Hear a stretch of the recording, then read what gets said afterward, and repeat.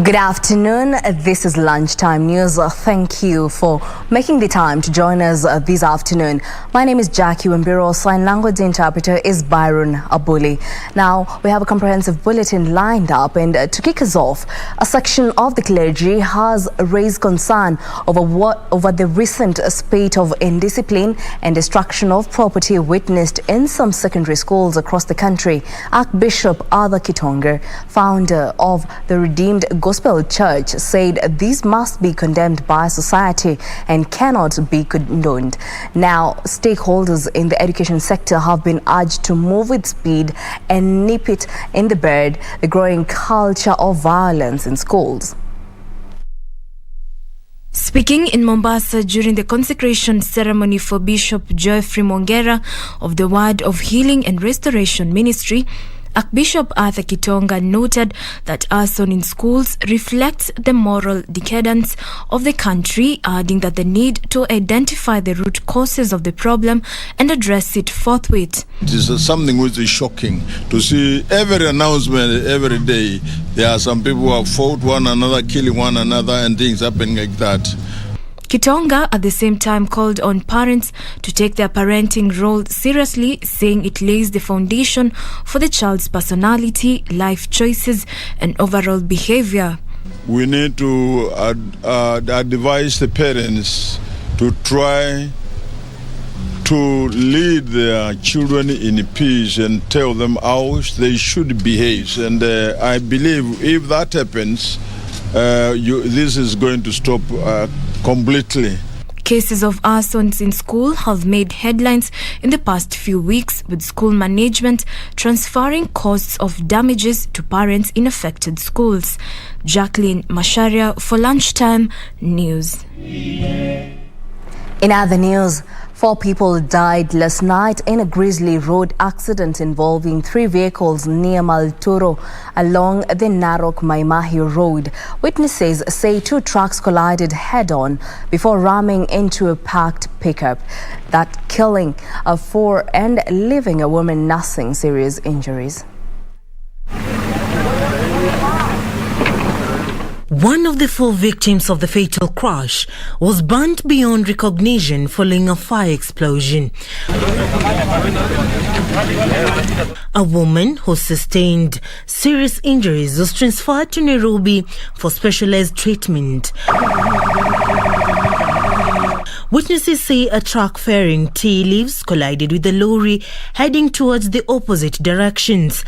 A pickup truck and a saloon car were also mangled in the 7 p.m. accident. Hiyo lori ilikuwa high speed kulingana venye angeweza kusimama, kwa maana hata sisi tuliponea tu. Hiyo bumps itolewe siende flat places so that we cannot incur in this accident which it occur initially. Nataka kukashifu sana serikali ya kaunti.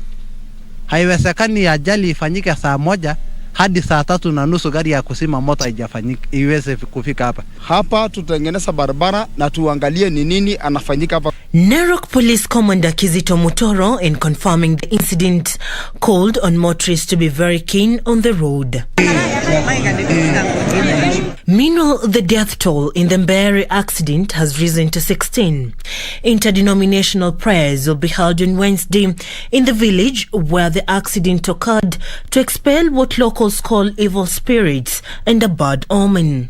Nikiomba wakuja hapa serikali kuu yenye inaongozwa na rafiki yetu Mheshimiwa Uhuru, mwenye tunamtambua kama president wetu na mwenye tunaheshimu, ili wakuje hapa watusaidie aswa na maneno ya kusindikiza wenzetu wenye waliaga. The accident, which involved 21-seater minibus, left 11 people dead and a dozen others nursing injuries.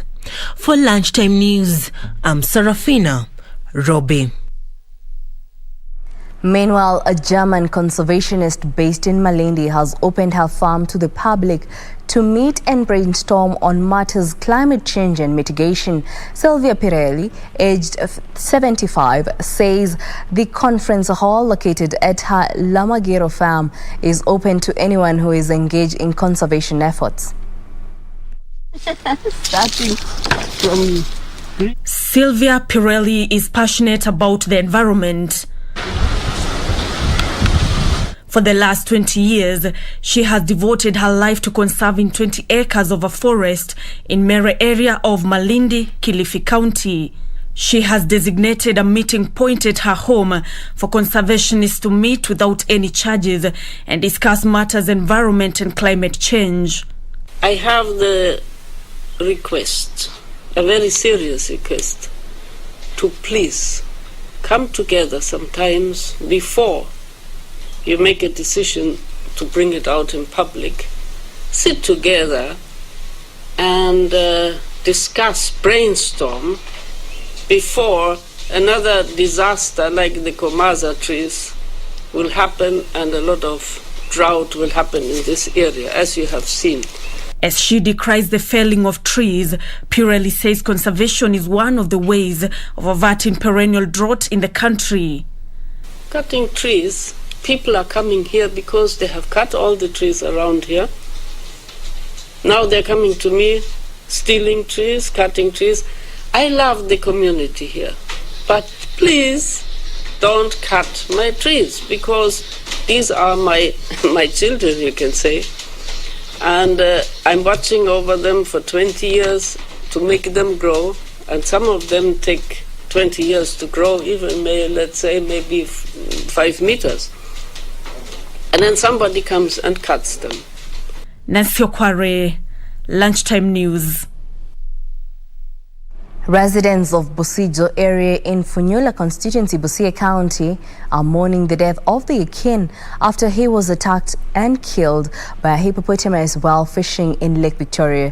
The residents are now calling on Kenya Wildlife Service to compensate the victims of the family.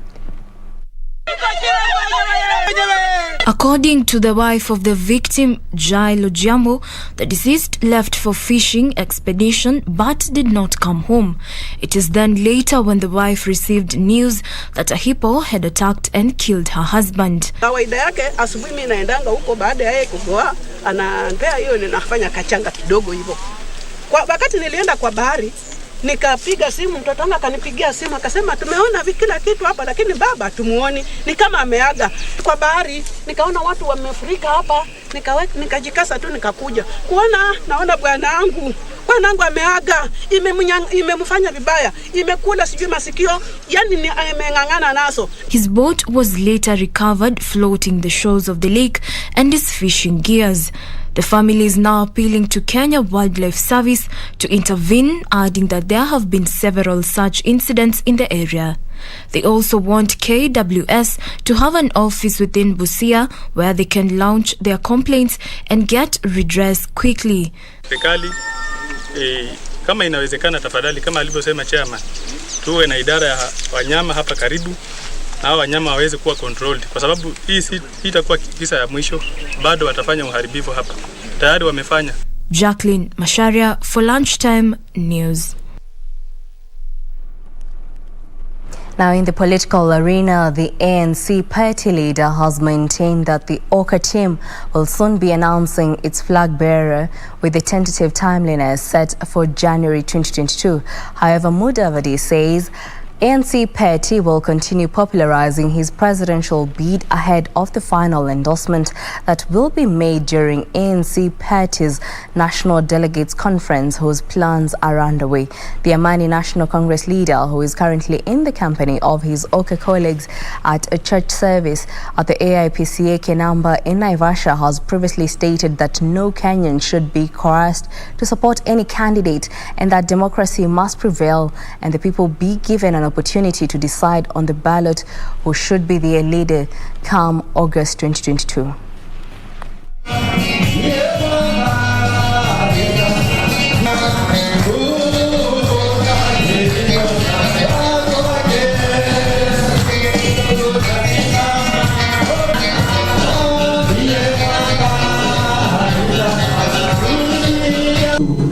Up to 24. The Lord fell upon Maria with us all the times that the Lord Jesus went and out among us.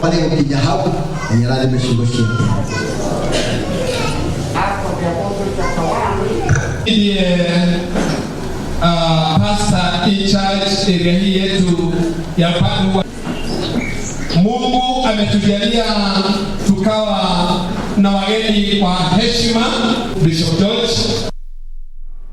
Still in the political arena, a section of MPs allied to ANC party now say the delay by the One Kenya Alliance to name its presidential candidate is inconveniencing their supporters. The MPs have, however, vowed to rally the Western Kenya region in support of ANC party leader Musalia Mudavadi, whom they believe has what it takes to clinch the Oka presidential ticket.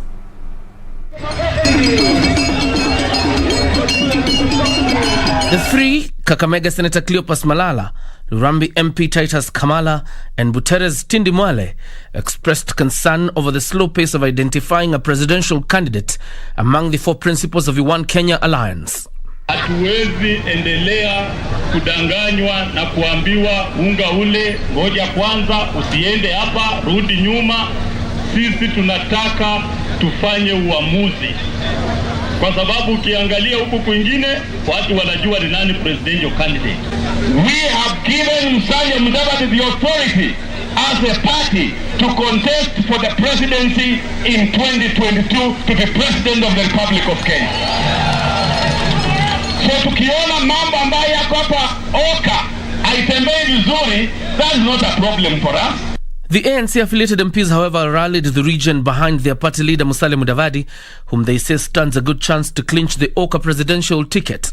Sisi vijana tutasimama kama wanaume na tuseme hatutaruhusu mtu yoyote kukuja kuuza jamii ya Waluya. Kama kuna mtu wa kukaa kwa meza azungumuze mambo ya watu wa magharibi, is none other but Wycliffe Musalia Mudavadi. The MPs were incensed by their ODM colleagues in the region, whom they accuse of betrayal for supporting ODM leader Raila Odinga. Kama Musalia ana ushawishi, kwa nini mnampigia simu usiku? Tumekuja kuambia nyinyi watu wa ODM, stop calling us at night. Sisi hatutaki simu zenyu, sisi tumetoa Musalia amejitokeza mbele and he will not support Raila Amolo Odinga again. In Kajiado, a section of leaders has warned presidential candidates against imposing leaders on them, saying the move amounts to dictatorship and infringement of voters' rights. The leaders called on all presidential candidates to commit to free and fair nominations within their parties. The supreme decision is bestowed on the electorates. They are the ones who hold the decision. I advocate but people to be given a competitive process. Let us go to nomination, let us go to the people, let the people decide, not the leaders decide. Maneno ya viti, eti fulani ndiye atachukua hii, fulani ndiye atachukua hii, wananchi ndio wataamua. In the meantime, a retired cleric has called on politicians in the country to slow down on political bickering and shelve their differences for the country's unity. Retired Archbishop Joshua Chumo, the founder of the Peace and Mercy Church of Africa, called on Kenyans to pray for the country as it gears towards the 2022 general election. Tunafurahia serikali yetu. Tunafurahia serikali yetu Kenya. Tunatia Mungu mbele. Hakuna magogano ndogo au kubwa. Bila kuuliza Mungu apungue hiyo magogano. John Jacob Kuria, Lunchtime News. And on matters of health, the discovery of a malaria vaccine is a major breakthrough in health. Did you know that this vaccine is only 40% effective? And why has it taken over 30 years to develop a malaria vaccine, while in under 1 year, the COVID-19 vaccine was ready? Marie Yambo visited the Lake Victoria area, a malaria endemic zone. Here she met Dr. Simon Kariuki, one of the lead researchers behind the recently approved World Health Organization RTS as malaria vaccine. Now she tells us more. Let's take a look.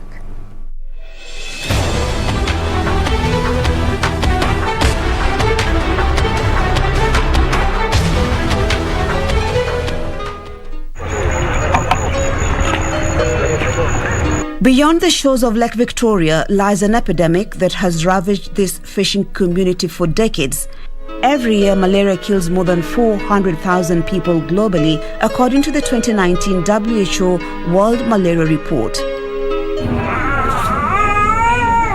In Kenya, children under the age of 5 years are the most affected. These statistics are alive in the 8 malaria endemic counties of Kisumu, Siaya, Migori, Homa Bay, Kakamega, Busia, Bungoma and Vihiga. Dr. Simon Kariuki, a Chief Research Officer at the Kenya Medical Research Institute and Center for Global Health Research in Kisumu, has 26 years' experience in the field of malaria. They shrink. Yes. He knows too well how bad the situation has been for this community. We owe it to our population and our communities to try and lessen the burdens of infectious diseases that affect them, not only in terms of the deaths, but also economically, because they miss going to work, they miss taking their children to school because of the malaria and so on. If you went to a primary school and tested 100 children, you will find 80 of them out of 100 will have malaria, 80%. Now, if you do it the same now, you will probably get 30 out of 100. Though malaria-related deaths have come down significantly, it has taken 37 years of numerous scientific attempts to develop an effective malarial vaccine, unlike the COVID-19 vaccines that took just months to develop. The researchers tried to explain this out. You see this thing with inside the red blood cell? Yeah, I can see it. A virus is very tiny and it's probably very easy to seek, even to know its protein content. It's very easy to inactivate that virus and then use it as a vaccine to vaccinate people. Parasites are very large organisms, and therefore even knowing which part of the parasite you can constitute a vaccine is not easy. Malaria even has more challenges. To understand why the WHO approved malaria vaccine that is only 40% effective is a big deal compared to other childhood vaccines like measles, which is 97% effective, and the chickenpox vaccine that prevents over 90% of cases, let's delve into how humans are affected by malaria. The malaria parasite life cycle is very complex. During a bite by an infected Anopheles mosquito, saliva which carries the malaria parasite is injected into the human bloodstream. The parasite journeys to its first target, the liver. And in the liver, the parasite undergoes hundreds of nuclear divisions, producing thousands of new parasites, which burst out of the infected liver cells and journeys back to the bloodstream to infect healthy red blood cells. It is at this point that the malaria victim suffers fever and chills, and if no medical attention is sought, severe cases of anemia, seizures and respiratory problems set in. Dr. Kariuki was instrumental in the clinical trials in Kenya. He says the severe cases is what the vaccine seeks to avert. Reducing clinical malaria by even 40% is so important, because it's that clinical malaria that eventually in young children develops into severe malaria and can lead to death. So this vaccine has potential of saving hundreds, thousands of lives in areas where malaria is endemic in sub-Saharan Africa.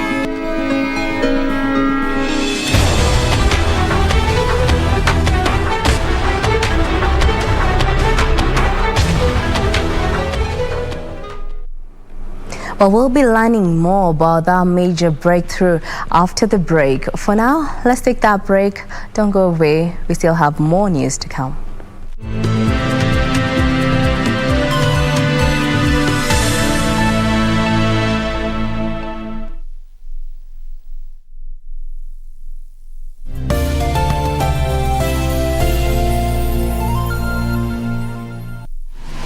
Log on to the KBC website at www.kbc.co.ke to get the latest breaking news, entertainment, sports, politics, lifestyle, or business trends from Kenya and around the world. Never miss new episodes from your favorite TV shows, reruns, and movies. Just stream online or watch live on your YouTube channel at KBC Channel 1 TV shows. For the day's biggest stories, trustworthy news, and family entertainment, log on to KBC Channel 1. Watch what you want anytime, anywhere. We take it on at the right time. Honorable Musalia Mudavadi. The Honorable Mutahi Kagwe. Chief Justice Martha Karambuko. This is KBC, is the voice of Kenya. Asking the right questions. I don't know how it made you feel as speaker who is presiding over a house where members can be compromised with 10,000 shillings. We keep our guests comfortable. A mission to ensure our audience gets a complete story. For a few hours or so, I thought this is it. My end has come. If really we want an end of this pandemic, we must fight. Our goal, to tell it as it is for the benefit of our viewer. And I'm sure we will have good discussions. All right. That will make probably your viewers understand KDF better. With 21 radio outlets. During a live interview on KBC TV, Chief of Defense Forces General Robert Kiboshi. Jaji mkuu kwa mara ya kwanza katika mahojiano yake ya kipekee na runinga ya KBC Channel 1. And 2 TV stations covering over 90% of the entire country. The message always gets home. KBC, the home of on-air TV interviews.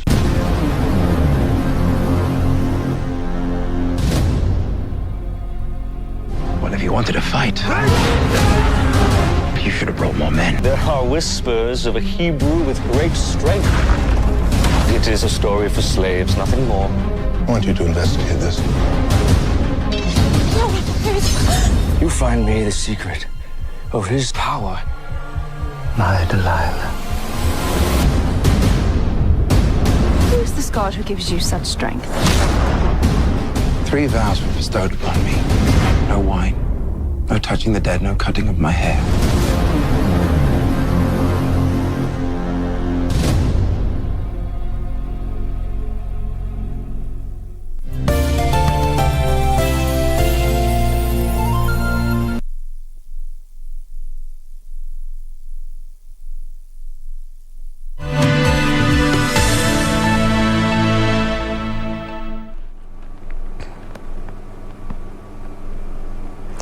Welcome back. Now, on this segment, we shall be continuing with part 2 of stemming the epidemic, that is the discovery of a malaria vaccine, which is a major breakthrough in the health sector. Now, let's take a look.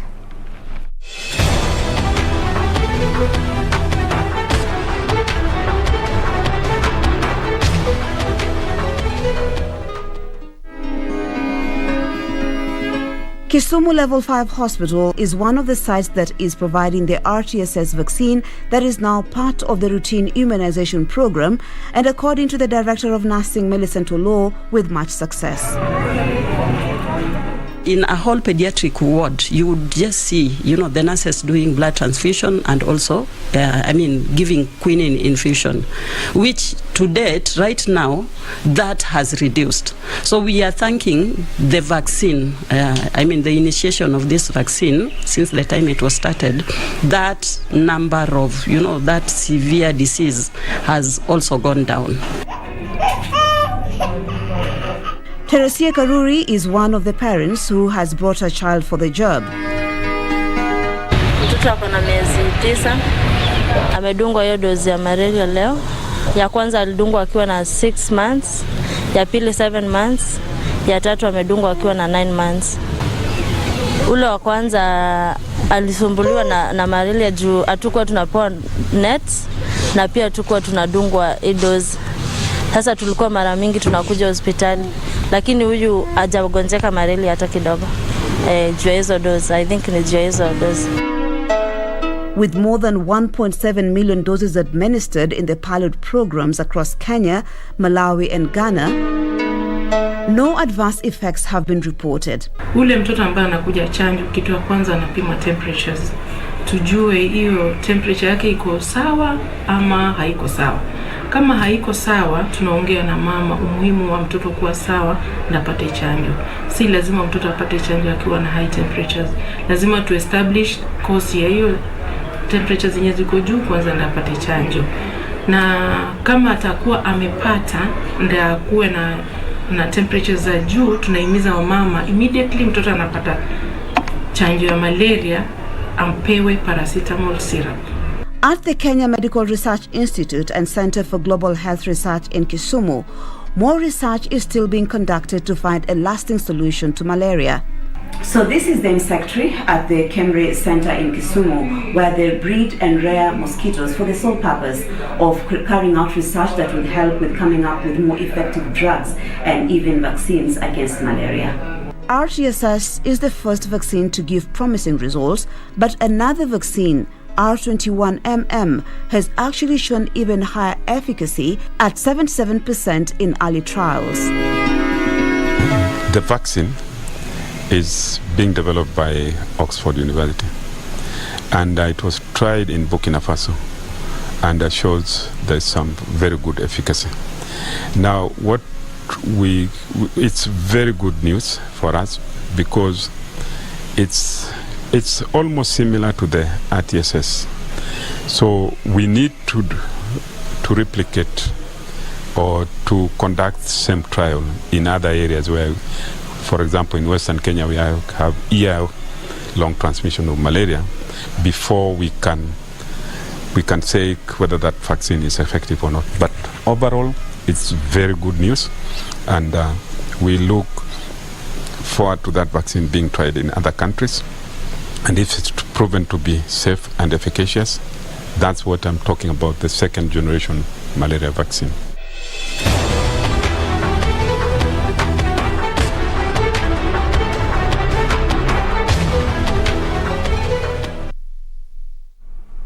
And now in the sports arena, Africa's Zone 3 super heavyweight gold medalist Eli Ajoy trounced Brian Omondi in an entertaining final bout as the curtains came down on the Jamal Cup boxing tournament at Charter Hall, Nairobi. The second edition of the Jamal Cup boxing tournament is slated for December 8th to 11th in Kisumu County.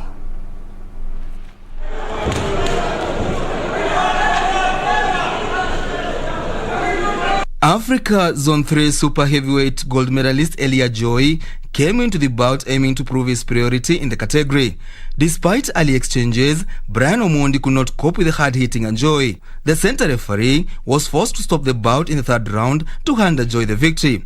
2015 African Championship gold medalist Nick Okoth proved his prowess in his category after knocking out John Mwanzia of Githurai 44 in the first round. The hit squad captain was voted the best male boxer, Amina Martha the best female boxer, while Helen Wanjiru was voted the best referee and judge.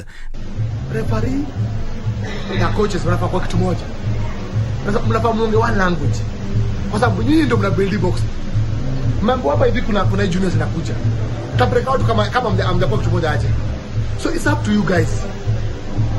Mko kitu moja, mjaribu break box. Sisi tunafanya kazi yetu.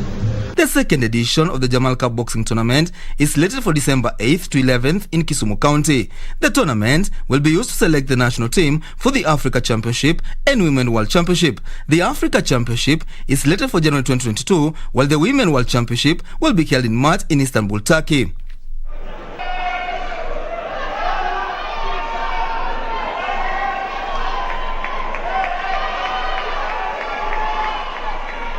That brings us to the end of our bulletin this afternoon. Thank you for choosing Lunchtime News. My name is Jacky Wambiru.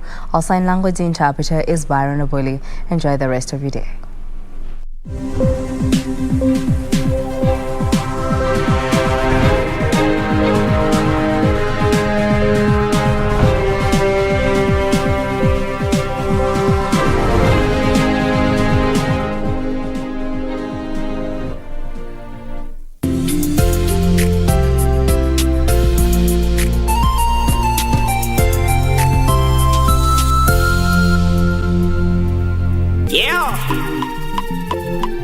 Take a musical trip around Africa right here on KBC Channel 1.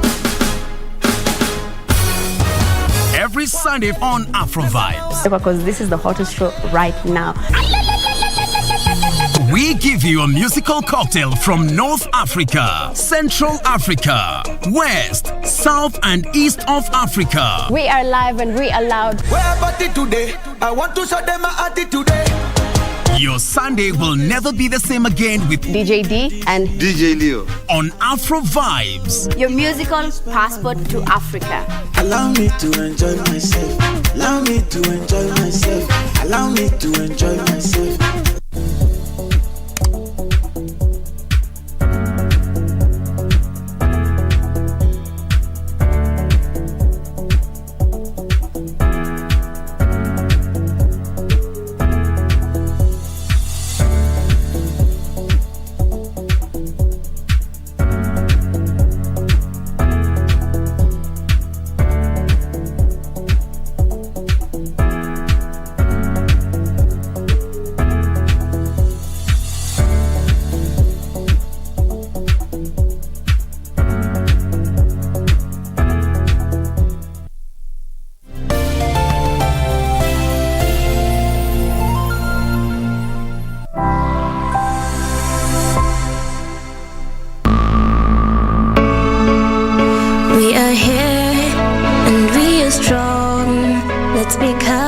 As we move on, make a difference, change lives as we tell our different stories. We are capable, beautiful, we are born to do great things.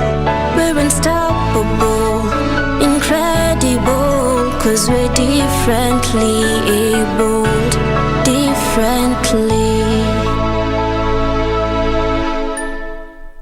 Be the change you want to see in society. These are Mahatma Gandhi's words. In today's episode, we feature 2 organizations that are making a change in the community they live in. These are Action Network for the Disabled and Dyslexia Organization of Kenya. Welcome to Able Differently. My name is Jane Theuri. We're differently abled, differently. Action Network for the Disabled organized a forum to create awareness on sexual and reproductive health for girls at the Mary Rice Center. This is how the event went down. We realize all kids like to play, but it's easy to talk about sensitive topics during play. Action Network for the Disabled rolled out a 1-year awareness creation and training program in which it incorporated activities that will simplify learning in children with special needs as well as empower parents. Zile 3 C's ndio zimetuleta hapa kufanya hii project. The first one ni kuconnect. We need to connect with our children with disabilities. In this case, ikue girls, ikue boys, ikue big boys. Kwizi hata tunaishi na big boys in the house and big girls. So we need to connect with them. Kwa mfano, tukiwa na simu na ina connection, tunasema, sina network. Inamaanisha hakuna mawasiliano inafanyika. If you don't connect with your children, msipokuwa at the same level, usiporudi size yake, usijifanye wewe ni mzazi sana, na hizi mambo pia umepitia, communicate.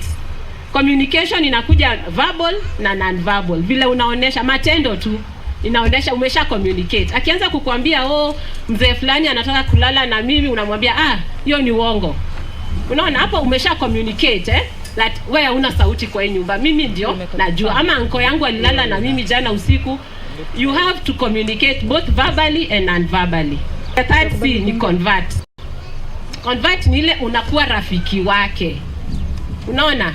Convert that relationship ikue ni kupea na kupeana. Mtoto anaweza kufunza mambo mingi sana. Hapa tumeona wakidance, wametoka wakiwa kwa line. Inamaanisha hiyo ni kitu wako very organized. Wanajua tukimaliza kudance tunatoka na. Mary Akumu, a mother of 3 and a parent of an autistic child, was in attendance. Andi inatusaidia sana. Inatusaidia kwa chakula na mafundisho juu ya kulea watoto wetu.